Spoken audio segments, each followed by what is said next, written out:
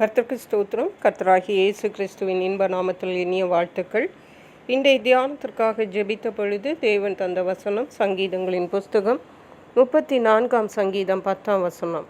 சிங்கக்குட்டிகள் தாழ்ச்சியடைந்து பட்டினியாயிருக்கும், கர்த்தரை தேடுகிறவர்களுக்கோ ஒரு நன்மையும் குறைவுபடாது. நம்முடைய கர்த்தராகிய இயேசு கிறிஸ்து அவரை தேட வேண்டும் என்று நமக்கு நியமித்திருக்கிறார். நாம் அவரை தேடினால் அநேக நன்மைகளை நாம் அவரிடத்திலிருந்து பெற்றுக்கொள்ளலாம். அவரிடத்தில் நாம் நல்ல உறவை ஏற்படுத்தி கொள்ளலாம். அவருடைய அன்பையும் அவருடைய பராமரிப்பையும் நாம் பெற்றுக்கொள்ளலாம். நாமும் அவரிடத்தில் அன்பு கூறலாம். கர்த்தரை தேடுகிறதுனால் அநேக நன்மைகள் காணப்படுகிறது. ஆனால் ஏனோ தேவனுடைய பிள்ளைகள் என்று சொல்லுகிற நாம் கூட பல வேளைகளிலே தேவனை தேடுகிறதிலே சோர்ந்து போகிறோம். தேவனை தேடி என்னதான் பெற்றுக்கொண்டோம் என்று நாம் நினைக்கிறோம். அநேக நன்மைகளை நாம் அனுபவித்திருக்கிறோம். அதையெல்லாம் மறந்து போகிறோம். ஏதோ சில காரியங்கள் நமக்கு இன்னும் தேவன் செய்யவில்லை, ஏற்ற வேளையில் செய்வார்.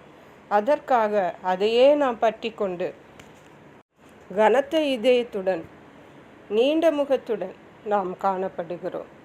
அருமையான கர்த்தருடைய பிள்ளைகளே, கர்த்தர் செய்த நன்மைகளை நாம் நினைக்கும் பொழுது எப்படி நமக்கு நாம் நன்றி சொல்லாமல் இருக்க முடியும்? தேவன் செய்த நன்மைகள் எவ்வளவு பெரியவைகள், எண்ணுக்கு அடங்காதவைகள்.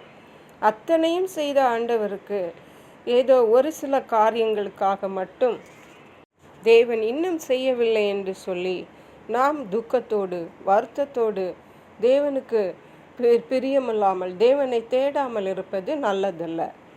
இந்த வசனம் சொல்லுகிறது, சிங்கக்குட்டிகள் தாழ்ச்சியடைந்து பட்டினியாயிருக்கும், கர்த்தரை தேடுகிறவர்களுக்கோ ஒரு நன்மையும் குறைபடாது.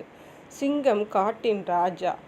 அந்த ராஜ குட்டிக்கு ஏதாவது குறை அந்த சிங்கம், தாய் சிங்கம் அல்லது அந்த சிங்கம் ராஜாவாகிய சிங்கம் வைக்குமா? நிச்சயமாகவே வைக்காது. ஆனால் தேவன் சொல்லுகிறார், அந்த சிங்க குட்டி தாழ்ச்சி அடைந்தால் கூட, குறைவுபட்டால் கூட, தேவனை தேடுகிறவர்களுக்கோ ஒரு நன்மையும் குறைபடாது. ஹல்லேலூயா. நாம் கர்த்தரை தேடுகிறவர்கள் நிச்சயமாகவே நாம் கர்த்தரை தேடுவோம். ஒரு நன்மையும் நமக்கு குறைபடாது. எல்லாவற்றையும் அதினதின் காலங்களிலே தேவன் நமக்கு அழகாக நேர்த்தியாக செய்கிறவர்.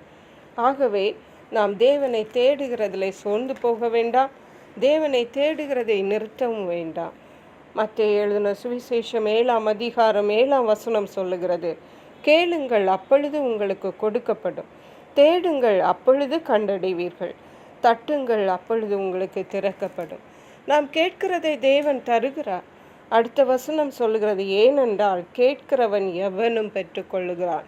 நாம் தேவனிடத்தில் கேட்க வேண்டியதுதான் நம்முடைய கடமை. தேவன் நமக்கு தருகிறார். தேடுகிறவன் கண்டடைகிறான், தட்டுகிறவனுக்கு திறக்கப்படும். ஹல்லேலூயா. அருமையான கர்த்தருடைய பிள்ளைகளே, நாம் கர்த்தரை சோர்ந்து போகாமல் தேடுவோம், விடாமல் தேடுவோம்.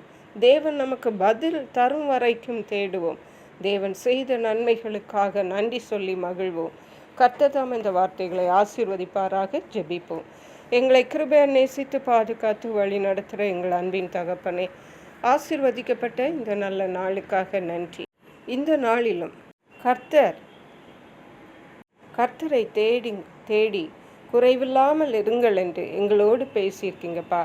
நிச்சயமாகவே நாங்கள் கர்த்தரை தேடி உம்மிடத்தில் கேட்டு பெற்றுக்கொள்ள கர்த்தர் எங்களுக்கு கிருபை தருவீராக. நன்றி பரிசுத்த ஆவியானவரே.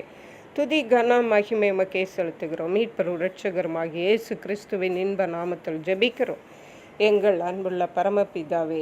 ஆமென். God bless you.